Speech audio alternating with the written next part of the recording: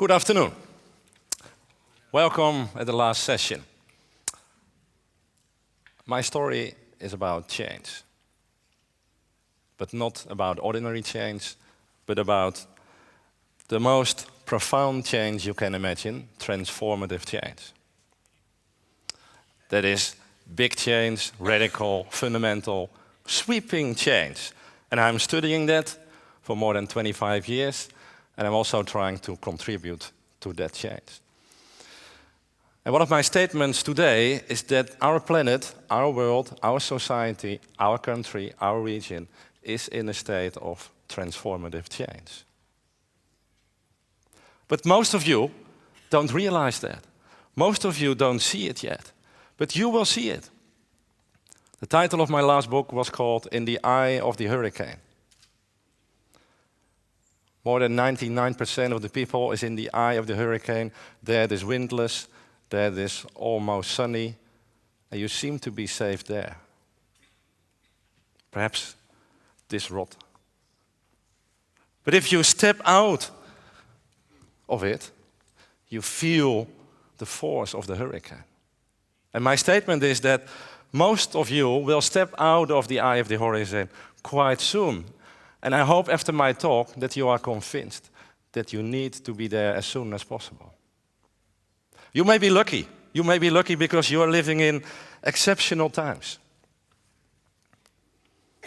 We do not live in an era of change because every generation might claim that they are living in an era of change. But we live in a change of eras. That is rare. That only happens once every 100, 200 years. Last period we had was at the end of the 19th century. I'll come back to that in a minute. But now we live in a change of eras. That means that multiple changes are taking place in multiple domains in each and every part of our society. In our economic system, in our ecological system, in our political system, in our governance system, in our culture. But you only feel it if you step out of that eye of the hurricane. And I'm going to convince you in the next 15 minutes. There are two major driving forces behind that hurricane. First of all, the current crisis. And secondly, our society is tipping in a particular direction. Let me start with briefly treating the crisis, because this one, it is different.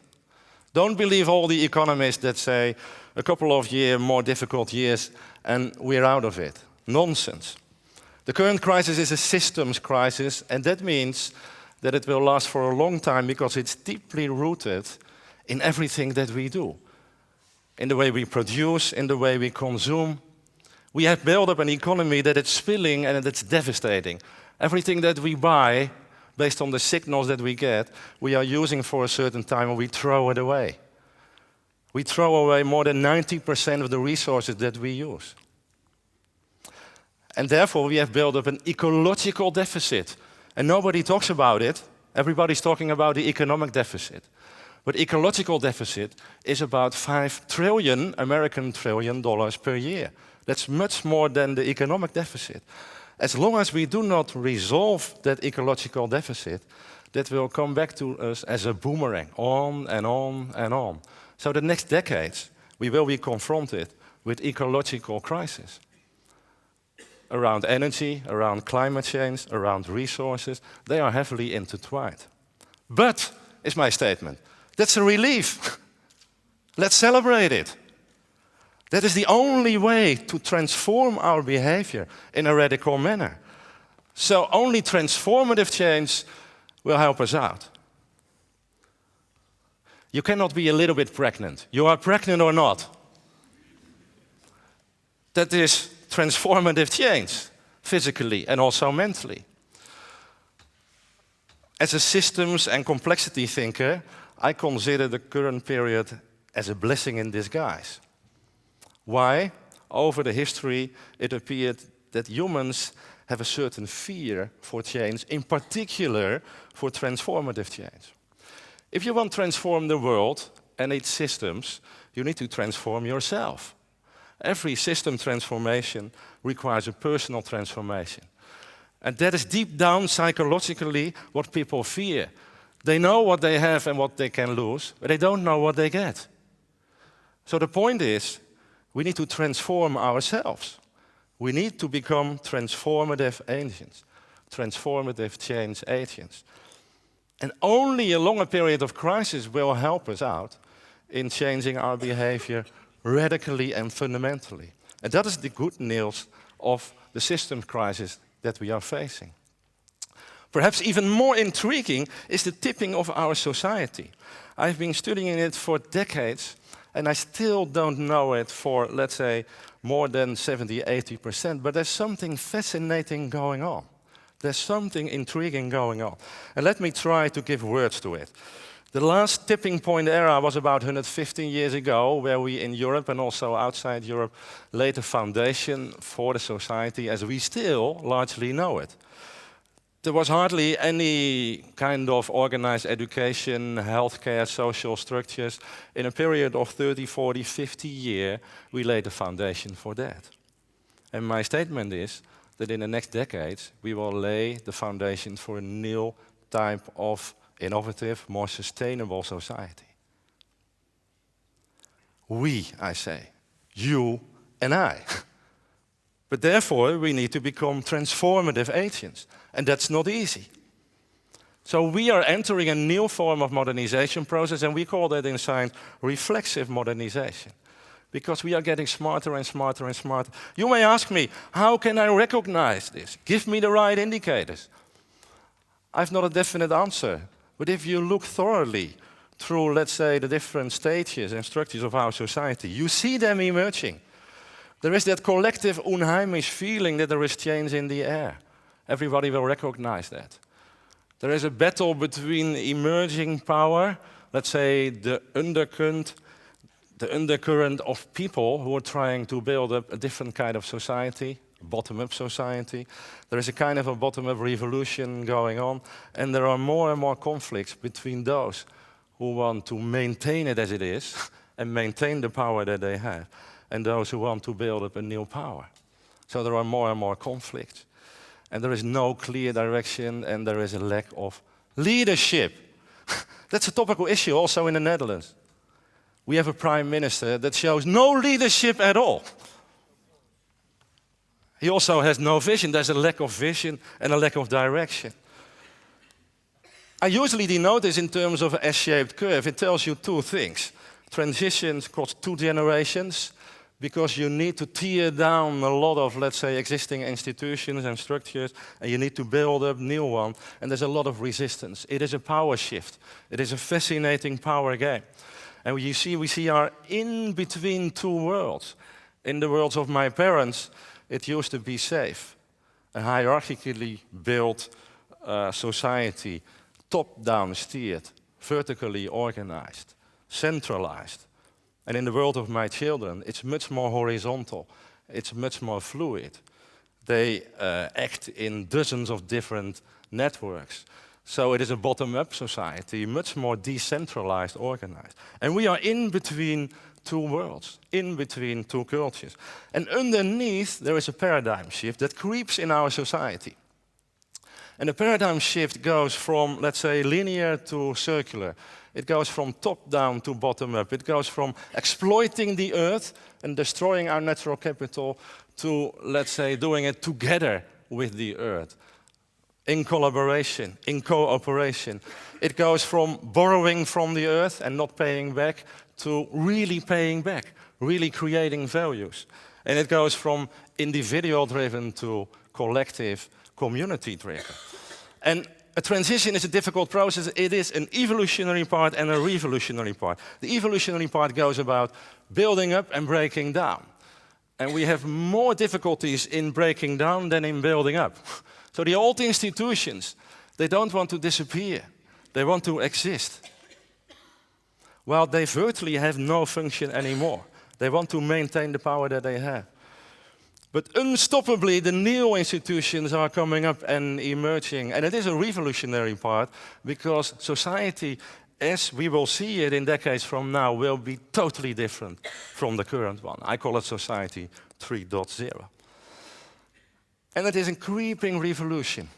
You might not be aware, but there are millions of people, hundreds of thousands of people in Europe, even in the Netherlands, 10,000 of people, who are working on it already. They are breaking through the existing walls, the existing systems. They start, as we call it, the do-it-ourselves society. Not on their own. It is impossible that you can do it on your own. You need to function in the right networks, in forms of collaborationships, cooperations, horizontal networks. They are working on it already, and it's growing day by day. But you need to see it. You need to step out of the eye of the hurricane. And I call that glocalization. Glocalization is a kind of an, let's say, logical pendant to globalization. It's going back to your local roots, but in a modern, innovative way. And where do you see that, you might ask me? In virtually every field that I'm studying. In the energy field, we have already 500 energy kind of local initiatives in the Netherlands, producing their own energy in a clean manner. Why not? You see that in the field of healthcare, in the field of construction, in the field of food. It's all about the same. We humans take back, let's say, the starting position that we had at the time that we constructed these sectors.